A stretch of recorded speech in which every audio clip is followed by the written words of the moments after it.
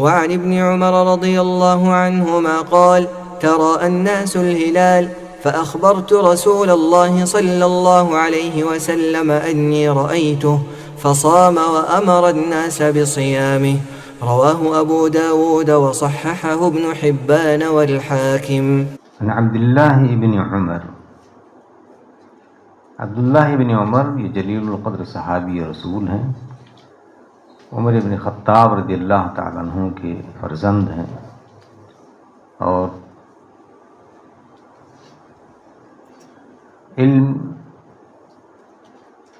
اور اللہ کے نبی صلی اللہ علیہ وسلم کی احادیث کے سلسلے میں بہت شوقین تھے، اور سنت پر اس درجہ پابندی اختیار کرتے تھے کہ اگر کوئی خواہش اللہ کے نبی صلی اللہ علیہ وسلم کی ہوتی تو ان خواہشات پر بھی عمل کرنے کی کوشش کرتے، اور یہ ہم اہل السنہ والجماعہ یا ہم اہل حدیثوں کا یہ طرۂ امتیاز ہے کہ ہم نہ صرف اللہ کے نبی کے قول اور فعل اور تقریر پر ہم عمل کرتے ہیں، بلکہ ہم اللہ کے نبی صلی اللہ علیہ وسلم کے خواہشات پر بھی عمل کرتے ہیں۔ اس کی مثال اگر ہم جاننا چاہیں، مسجد نبوی میں اللہ کے نبی صلی اللہ علیہ وسلم نے دوران خطبہ یہ کہا،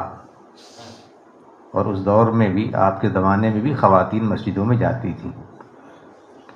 تو جب ازدحام تھوڑے بھیڑ بھاڑ ہونے لگی تو اللہ کے نبی صلی اللہ علیہ وسلم نے کہا کہ اے کاش کی یہ دروازہ خواتین کے لیے خاص کر دیا جاتا۔ آپ نے آرڈر نہیں دیا، صرف آپ نے یہ کہا کہ اے کاش کی اس دروازے کو خواتین کے لیے خاص کر دیا جائے۔ تو عبداللہ ابن عمر رضی اللہ تعالیٰ عنہ جب تک زندہ رہے وہ اس دروازے سے داخل نہیں ہوئے، وہ اس دروازے سے داخل نہیں ہوئے۔ یہ سنت کے بہت پابند، یہاں تک کہ اللہ کے نبی صلی اللہ علیہ وسلم کبھی اگر کہیں گئے ہیں اور آپ وہاں بیٹھے ہیں تو وہاں یہ بیٹھنے کو بھی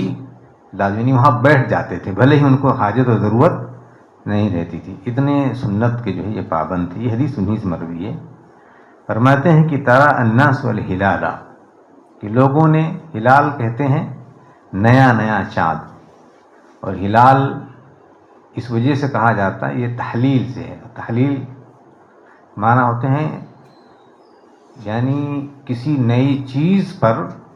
لوگوں کا شور اور ہلہ کرنا، جیسے نیا چاند نکلتا تو سب لوگ کہ چاند نکلا چاند نکلا چاند نکلا، تو اس لیے کہتے ہیں کہ لوگوں نے نیا چاند دیکھا۔ فأخبرت النبی صلی اللہ علیہ وسلم انی رأیتہ فصام، جن لوگوں کے ساتھ یا جن لوگوں سے انہوں نے خبر سنی تھی، ان کی خبر کو نقل کرنے میں حضرت عبداللہ ابن عمر رضی اللہ تعالیٰ عنہ تنہا ہیں، اکیلے ہیں، اور وہ اللہ کے نبی صلی اللہ علیہ وسلم سے بیان کر رہے ہیں کہ میں نے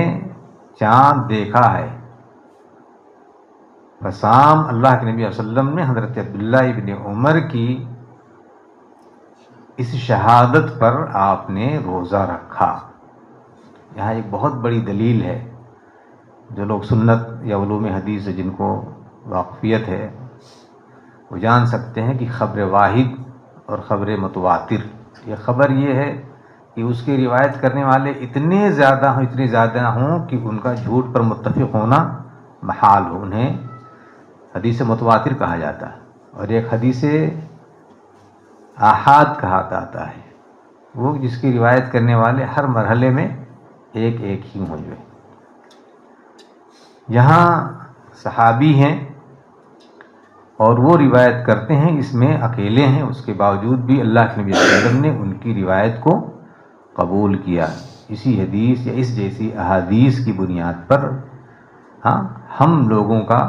یہ ماننا ہے، یہ ہم اہل السنہ والجماعہ کی خبر واحد حجت ہے، خبر واحد حجت ہے۔ اگر کوئی شخص جو عادل ہو، تام ضبط ہو،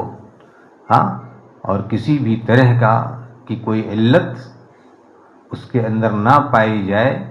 ایسے آدمی کی خبر کو قبول کرنا، بھلے ہی وہ اکیلا کیوں نہ ہو، اس خبر پر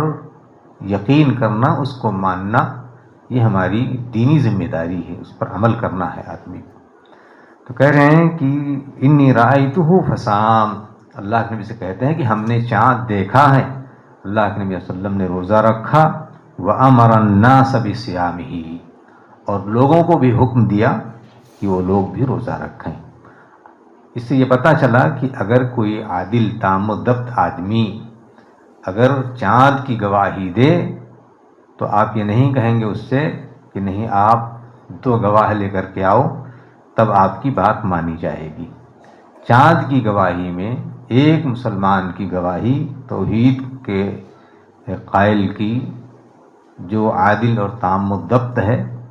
اس آدمی کی گواہی کو چاند کی گواہی میں تسلیم کیا جائے گا، اس کے لیے 2 کی شرط نہیں ہوگی۔